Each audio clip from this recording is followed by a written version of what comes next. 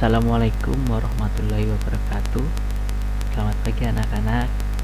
Sebelum memulai pembelajaran pada pagi hari ini, marilah kita awali dengan membaca basmalah terlebih dahulu. Bismillahirrahmanirrahim.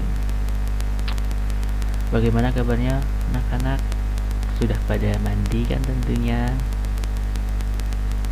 Pada masa pandemi ini, Bapak tidak capek-capek, tidak lelah-lelah untuk selalu mengingatkan kepada kalian semua agar selalu menjaga protokol kesehatan dengan cuci tangan, keluar menggunakan masker, dan selalu menjaga jarak dengan orang lain ya. Nah, materi pada pagi hari ini yaitu pendalaman tentang teks deskripsi.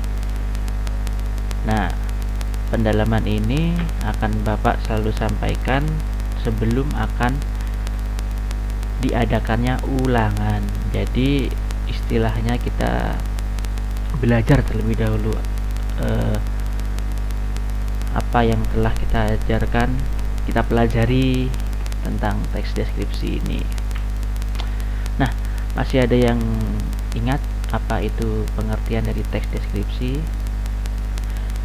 Nah, teks deskripsi adalah teks yang gagasan utamanya disampaikan dengan menggambarkan objek, baik benda, tempat, suasana, peristiwa tertentu secara rinci, sehingga pembaca seolah-olah melihat dan merasakan sendiri apa yang sedang diungkapkan oleh penulis.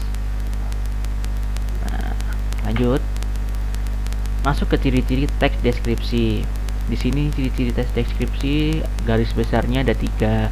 Yang pertama yaitu memaparkan ciri-ciri fisik dan sifat objek tertentu seperti ukuran, bentuk, warna, dan kepribadian secara jelas dan terperinci. Yang kedua, memaparkan tentang suatu yang dapat didengar, dilihat, dan dirasakan. Misal, benda, alam, warna, dan manusia. Yang ketiga, bersifat memberi pengaruh dan membentuk imajinasi pembaca. Selanjutnya, nah di sini Bapak sudah membuat sebuah contoh dari ciri-ciri teks deskripsi dikaitkan dengan bacaan yang berjudul Perahu Lesung Suku Asmat. Anak-anak bisa membuka teks pada halaman 8 di buku paket ya. Nah, yang ciri-ciri yang pertama tadi memaparkan ciri-ciri fisik dan sifat objek tertentu seperti ukuran, bentuk, warna, dan kepribadian secara jelas dan terperinci. Nah, jika dikaitkan dengan bacaan teks deskripsi Perahu Lesung Suku Asmat, kita dapat menemukan ciri-ciri tersebut pada paragraf kedua pada kalimat keempat. Coba anak-anak cek pada bukunya masing-masing pada paragraf kedua dan kalimat yang keempat. Nah, di sini ada 2 macam perahu yang biasanya digunakan, yaitu perahu milik keluarga yang tidak terlalu besar dan muat 4-5 orang dengan panjang 4-7 meter. Nah, di sini sudah terjelaskan bahwa ciri-ciri fisik sudah terpapar di sini ya, dari kata-kata muat 4-5 orang dengan panjang 4-7 meter. Nah, sesuai ya dengan ciri-ciri teks deskripsi yang nomor 1 ini. Selanjutnya yang nomor 2. Ciri-ciri nomor 2 memaparkan tentang sesuatu yang dapat didengar, dilihat, dan dirasakan, misalnya benda, alam, warna, dan manusia. Nah, pada paragraf ke-6 kalimat pertama, coba anak-anak lihat. Ada kalimat berbunyi bagian muka perahu terdapat ukiran yang dinamakan cicemen. Diukir menyerupai burung dan binatang lainnya sebagai perlambang pengayauan kepala. Nah, di sini itu menggunakan indera apa? Ya, penglihatan. Jadi dari ciri-ciri ini dari ciri-ciri nomor 2 ini di sini bisa dilihat ya, berarti seolah-olah bisa dilihat dengan bukti bahwa terdapat ukiran berbentuk burung menyerupai burung atau binatang di bagian muka perahu. Kan seolah-olah kita melihat bentuk dari perahu lesung tersebut. Lanjut ke ciri nomor 3, bersifat memberi pengaruh dan membentuk imajinasi pembaca. Jika dikaitkan dengan dengan bacaan perahu lesung suku Asmat, kita bisa menemukannya pada paragraf pertama kalimat kedua.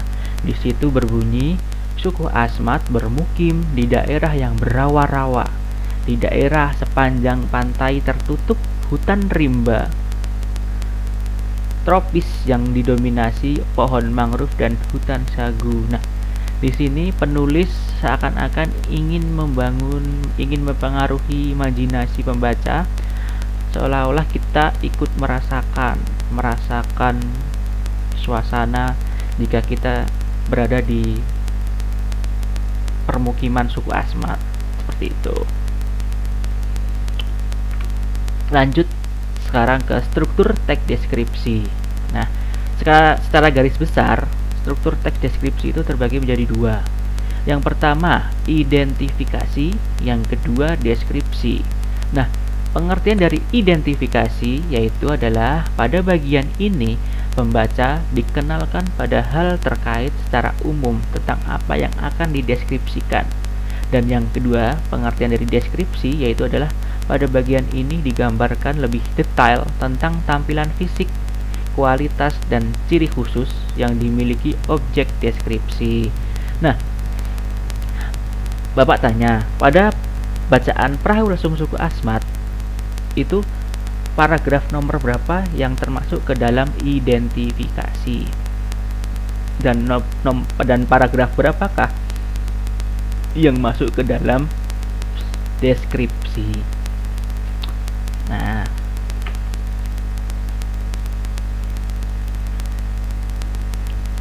Jadi pada bacaan perahu lesung suku Asmat itu yang termasuk ke dalam identifikasi yaitu adalah di paragraf yang pertama, dan selebihnya paragraf itu termasuk ke dalam deskripsi. Lanjut ya anak-anak. Sekarang lanjut menuju ke kaidah kebahasaan teks deskripsi. Kaidah pertama dari teks deskripsi yang pertama yaitu menggunakan kalimat perincian. Anak-anak bisa lihat di sini, kalimat perincian adalah kalimat yang berisi penjelasan, uraian, atau rincian dari kalimat utama. Bapak ambil contoh pada kalimat utama pada paragraf pertama. Anak-anak bisa lihat paragraf pertama, kalimat pertama, suku Asmat adalah suku terbesar di Papua. Ini termasuk ke dalam kalimat utama. Kemudian setelah dari kalimat utama pada paragraf pertama tersebut, yaitu suku Asmat bermukim di daerah rawa-rawa, di daerah sepanjang pantai tertutup hutan rimba tropis yang didominasi pohon mangrove dan hutan sagu, itu masuk ke dalam kalimat perincian. Seperti itu ya anak-anak. Lanjut pada kaidah kebahasaan yang kedua, penggunaan kalimat terapan panca indera. Kalimat terapan panca indera adalah kalimat yang melibatkan alat indera kita sebagai manusia. Ada berapa sih alat indera kita sebagai manusia? Ada yang tahu? Ada 5. Yang pertama itu adalah melihat, yaitu adalah mata. Terus kemudian mendengar, itu indera telinga kita. Kemudian yang ketiga mencium, itu hidung. Mengecap, itu mulut. Dan merasakan, itu kulit. Bisa dilihat ini Bapak sudah memberikan contoh seolah-olah melihat. Ini adalah indera mata, yaitu melihat. Yang pertama, suku Asmat bermukim di daerah yang berawa-rawa. Di daerah sepanjang pantai tertutup hutan rimba tropis yang didominasi pohon mangrove dan hutan sagu. Nah, seolah-olah kita bisa melihat bahwa pemukiman suku Asmat itu di daerah rawa-rawa. Jadi kita bisa melihat, seolah-olah bisa ikut melihat gitu. Nah, untuk yang kedua yaitu seolah mendengar.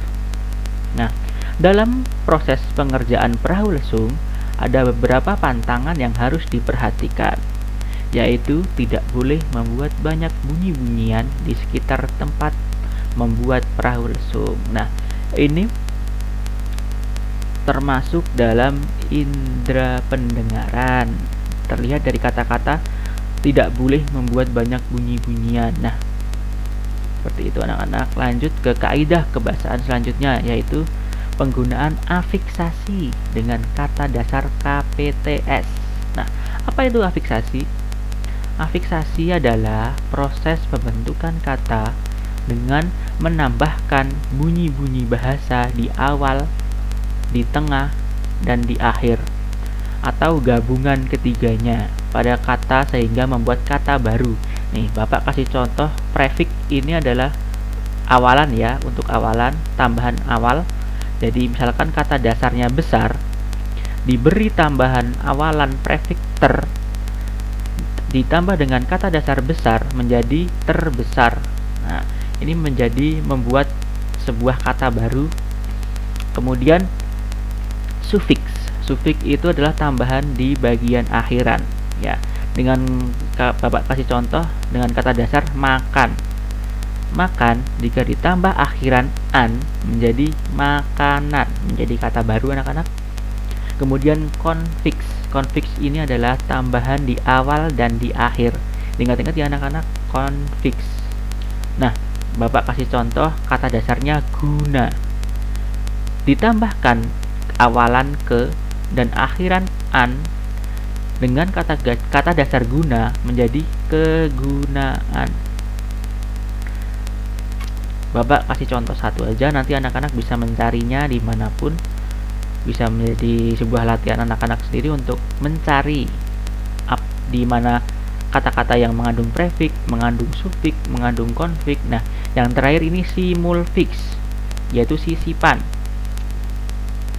Nah, Bapak kasih contoh kata dasarnya tunjuk. Nah, kata tunjuk disisipkan huruf L. L ini anak-anak ketutupan oleh Bapak.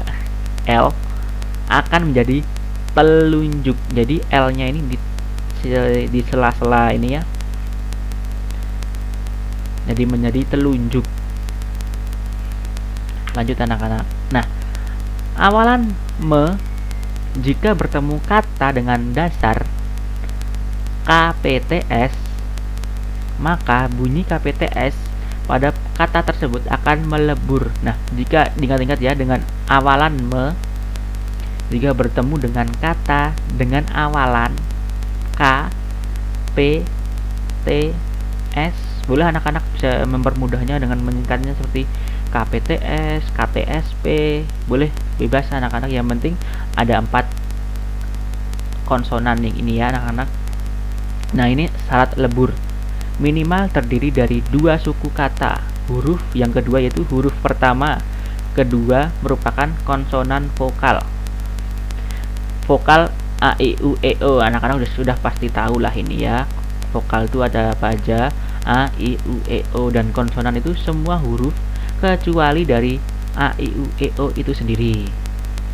Nah, contoh awalan me bertemu dengan kupas, kata dasar kupas. Nah, kupas ini kan awalannya hurufnya K, seperti ini. Ini kan tadi dijelaskan kata dasar KPTS. Nah, ini kan K, kupas, berubah menjadi mengupas. K-nya menghilang, melebur menjadi mengupas.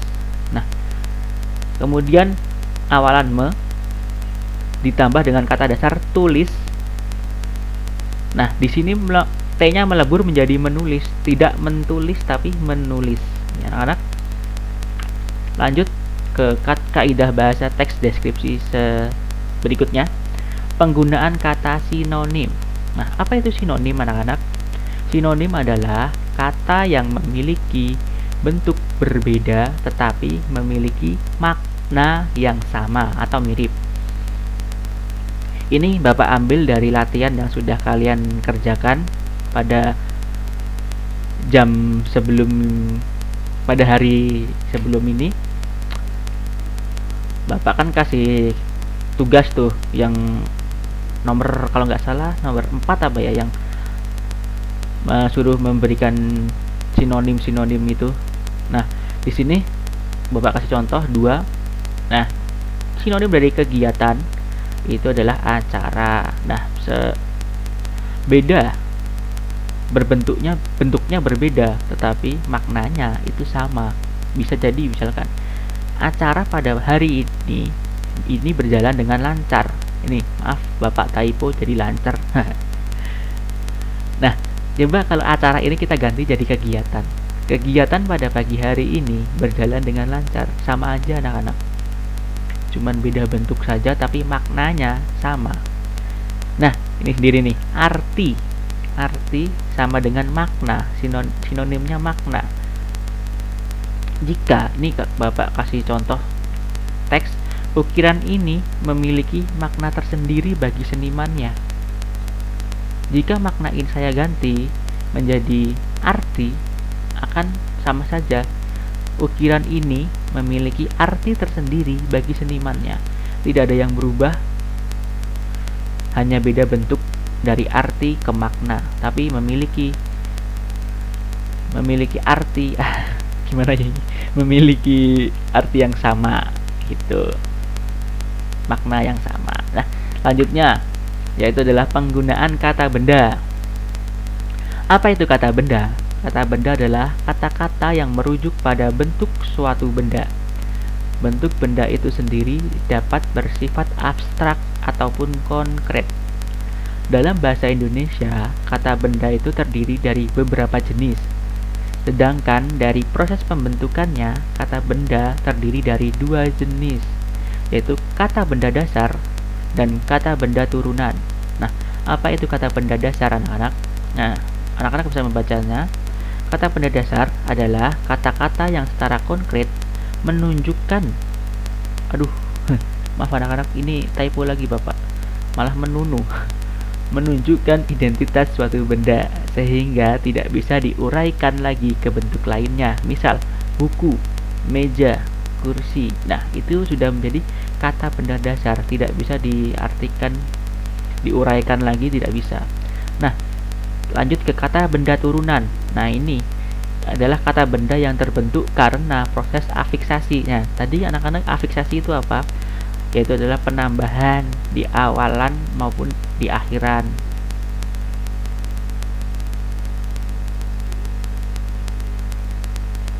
Nah, contoh verba ini kata benda ditambah dengan akhiran an.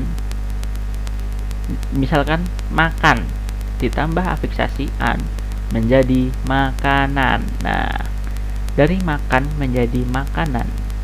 Nah, ini adalah kata benda turunan.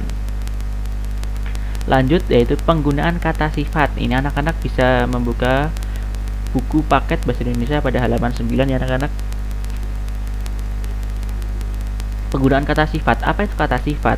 Kata sifat adalah kata yang dipakai untuk mengungkapkan sifat atau keadaan sesuatu, misal keadaan orang, binatang, benda. Nah, pada buku sudah terinci dengan jelas. Jika ciri-ciri kata sifat itu adalah sebagai berikut, Bapak bacakan ya. Yang pertama, kata sifat terbentuk karena adanya penambahan imbuhan ter yang mengandung makna paling. Contoh, tercantik, terpintar, terganteng. Tercantik berarti dia paling cantik. Nah, mengandung makna paling. Ingat ya anak-anak, mengandung makna paling. Jadi ter itu, imbuhan ter itu yang mengandung makna paling. Tercerdas berarti anak itu paling cerdas gitu kan. Nah, yang kedua yaitu kata sifat dapat diterangkan atau didahului dengan kata lebih, agak, paling, sangat, cukup. Nah,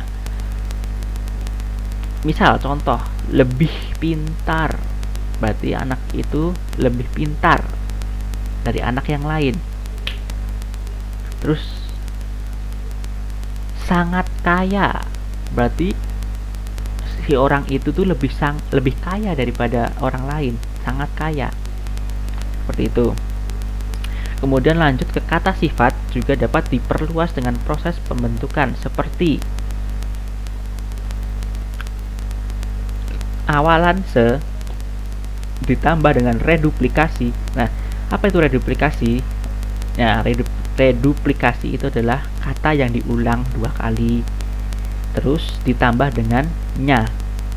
Bisa dilihat di buku halaman 9 ya anak-anak, pada poin 3 pada kata sifat itu contoh sedalam-dalamnya. Nah, kata dalam diulang 2 kali ditambah di depan se, di belakang dikasih akhirannya menjadi sedalam-dalamnya. Seperti itu anak-anak. Kemudian lanjut penggunaan kalimat aktif. Lanjut ke kaidah kebahasaan teks deskripsi ya anak-anak ya. Penggunaan kalimat aktif. Nah, apa itu kalimat aktif? Kalimat aktif adalah subjeknya melakukan pekerjaan dan objeknya dikenai pekerjaan. Nah, kalimat aktif itu ada terbagi menjadi 2. Kalimat aktif transitif dan kalimat aktif intransitif. Kalimat aktif transitif yaitu adalah kalimat yang predikatnya itu membutuhkan objek. Nah, sedangkan yang intransitif itu predikatnya tidak membutuhkan objek. Nah, anak-anak bisa melihat contohnya pada halaman 13 di buku paket ya anak-anak. Lanjut dengan penggunaan kalimat bermajas. Apa itu majas? Pasti anak-anak sudah mengetahuinya. Majas adalah merupakan gaya bahasa yang digunakan dalam bahasa tulis yang berfungsi untuk memberi efek kata agar lebih hidup dan menarik. Nah, Bapak kasih contoh di sini ada majas metafora. Majas metafora sendiri itu adalah majas perbandingan. Nah, misalkan Bapak kasih contoh, Dewi Malam telah keluar dari balik awan. Nah, Dewi Malam ini adalah sebuah majas metafora, perbandingan, perumpamaan dari bulan. Nah, seperti itu anak-anak. Lanjut. Nah, sekarang masuk ke menyusun teks deskripsi. Nah, tujuan komunikatif dari teks deskripsi adalah untuk menggambarkan dan mengungkapkan ciri-ciri objek secara umum tanpa adanya riset atau penelitian secara mendalam dan menyeluruh. Nah, untuk memenuhi tujuan komunikatif ini, langkah-langkah dalam menyusun teks deskripsi itu ada 3. Yang pertama, mencermati deskripsi suatu objek. Yang kedua, ini mulai ya anak-anak, Bapak typo lagi, dimaafkan ya anak-anak ya. Mulai menulis pokok-pokok isi teks, yaitu identifikasi objek dan deskripsinya. Yang ketiga, memberi kesan terhadap deskripsi objek tersebut jika menggunakan jenis teks deskripsi subjektif. Nah, selanjutnya. Nah, sekarang pada pertemuan sebelumnya kan Bapak sudah memberikan tugas kepada anak-anak semua ya untuk mengerjakan soal-soal pada halaman 9 berkaitan dengan teks perahu lesung suku Asmat tadi. Nah, mari kita bahas bersama-sama ya anak-anak. Anak-anak bisa melihatnya pada halaman 9 kalau ada yang mau lupa. Nah, di situ ada nomor 2 dan nomor 4. Nomor 3 Bapak rasa tidak usah kita bahas ya teman-teman. cukup nomor 2 dan 4 saja. Nah, yang nomor 2, poin A, di situ ditulis pertanyaan, objek apakah yang dideskripsikan pada teks yang berjudul Perahu Lesung Suku Asmat? Nah, objek yang dideskripsikan pada teks tersebut adalah perahu lesung. Nah, perahu lesung itu yang selalu disebut di setiap paragraf pada teks tersebut. Jadi objeknya yang dideskripsikan itu adalah perahu lesung.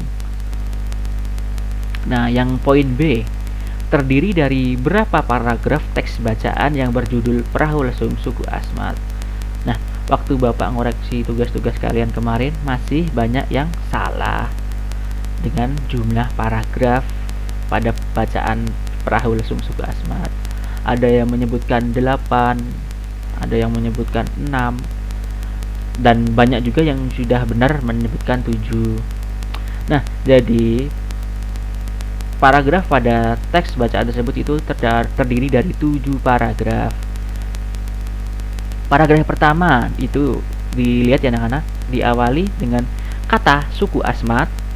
Di paragraf kedua itu dimulai dari kata dalam aktivitas. Yang ketiga, waktu yang diperlukan. Udah 3 ya anak-anak. Yang keempat itu dimulai dari kata bahan untuk membuat perahu lesung. Nah, di sini banyak yang salah ya anak-anak, karena ini kan modelnya jadi 2 baris ya. Jadi ada kata kasar dan bengkok di atas itu dikira sebuah paragraf baru, padahal bukan. Jadi kata kasar dan bengkok diluruskan itu adalah masih satu kesatuan dengan paragraf sebelumnya. Jadi paragraf baru itu dimulai dari masyarakat Asmat. Nah, kemudian paragraf yang ke berapa berarti anak-anak? 1, 2, 3, 4, 5. Nah, paragraf yang kelima itu kan tadi masyarakat Asmat. Nah, yang paragraf ke-6 itu dimulai dari bagian muka perahu. Dan paragraf terakhir, paragraf ke-7 itu pembuatan perahu lesung. Nah, jadi paragraf pada teks Perahu Lesung Suku Asmat itu terdiri dari 7 paragraf. Seperti itu anak-anak. Lanjut pada poin C. Pertanyaannya yaitu, apakah fungsi perahu lesung? Pada paragraf manakah yang terletak penjelasan mengenai fungsi perahu lesung tersebut? Nah, pada paragraf tersebut, pada bacaan tersebut, di manakah yang mengandung penjelasan mengenai fungsi perahu lesung? Nah, jadi penjelasan mengenai fungsi itu terdapat pada paragraf kedua, kalimat pertama, yang menyatakan bahwa perahu lesung berfungsi sebagai alat transportasi dan alat pengangkut untuk mencari ikan, mengambil sagu, berburu buaya, dan berdagang. Nah, jadi lanjut ya anak-anak, sudah jelas kan ya, ini udah benar-benar jelas. Yang ke poin ke D, bagaimana penggambaran penulis tentang masyarakat Asmat yang memiliki jiwa seni yang tinggi? Nah, penggambaran seorang penulis ini tentang masyarakat Asmat yang memiliki jiwa seni itu terdapat di paragraf kelima ya anak-anak. Nah, di situ disebutkan penulis menggambarkan bahwa suku Asmat itu memiliki jiwa seni yang tinggi. Terlihat dari hasil ukirannya yang unik. Perahu lesung dikerjakan dengan teknik halus, diukir dan dicat. Nah, sudah terpampang di situ anak-anak dengan jelas penggambaran seorang penulis tentang masyarakat Asmat yang memiliki jiwa seni ya. Lanjut ke poin E dengan pertanyaan, termasuk jenis teks apakah bacaan Perahu Lesung Suku Asmat? Sudah jelas ya anak-anak, karena kita sedang mempelajari tentang teks deskripsi, maka bacaan dengan judul Perahu Lesung Suku Asmat itu merupakan bacaan dari teks deskripsi. Nah, masuk ke sinonim kata ya anak-anak. Nah, sinonim kata yang poin A dalam bacaan Perahu Lesung Suku Asmat Yang A, kegiatan. Nah, ini yang sudah Bapak sebutkan di awal tadi. Kegiatan itu adalah acara, sinonimnya acara, aktivitas, kesibukan. Kemudian yang poin B, nenek moyang. Nah, nenek moyang memiliki sinonim sebagai leluhur atau pendahulu. Nah, kemudian poin C, kepercayaan. Kepercayaan itu bersinonim dengan agama. Kemudian selanjutnya yang D, kayuh. Kayuh itu bisa bersinonim dengan dayung. Anak-anak pasti paham dayung itu apa. Dayung itu kalau ketika kita naik perahu, kita mendayung. Nah, itu seperti dayung. Nah, kayuh juga bisa dikaitkan dengan sepeda. Nah, pedal sepeda untuk mengayuh. Nah, seperti itu anak-anak. Nah, kemudian yang E itu arti, memiliki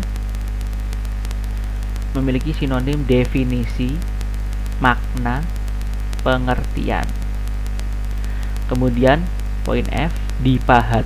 Dipahat itu ditata atau diukir. Kemudian yang G, metode. Kata metode memiliki sinonim cara, prosedur, sistem. Nah, kemudian poin H, menuangkan. Menuangkan itu memiliki sinonim memasukkan. Misalkan menuangkan air ke dalam gelas. Nah, berarti kan memasukkan air ke dalam gelas. Bisa mengisikan air ke dalam gelas juga bisa. Ini Bapak kedobel lagi nih. Agak ngantuk kayaknya Bapak nih waktu bikin materi ini. Kemudian poin I, kata khas. Khas itu memiliki sinonim spesial, istimewa. Kemudian poin J, larangan, memiliki sinonim pantangan, kekangan.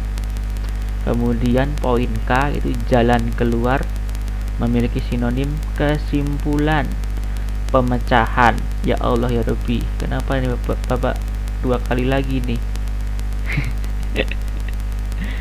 Kemudian poin L, tersimpan. Nah, tersimpan itu berarti memiliki sinonim terabadikan. Nah, sampai di sini dulu pembelajaran pada pagi hari ini anak-anak. Kalau ada pertanyaan yang misal belum paham, bisa langsung tanyakan kepada Bapak dengan WhatsApp. Nah, Bapak juga akan mengumumkan bahwa pada pertemuan berikutnya Bapak akan memberikan sebuah ulangan. Nah, ulangannya itu akan seputar dengan materi yang telah kita pelajari tentang teks deskripsi ini. Bentuk soalnya yaitu akan Bapak berikan soal pilihan ganda saja yang memudahkan anak-anak untuk mengerjakan. Jadi mohon dipelajari materi-materi yang sudah Bapak berikan tentang teks deskripsi. Semoga anak-anak bisa mendapatkan nilai yang memuaskan. Nah, wabillahi taufik wal hidayah. Wassalamualaikum warahmatullahi wabarakatuh.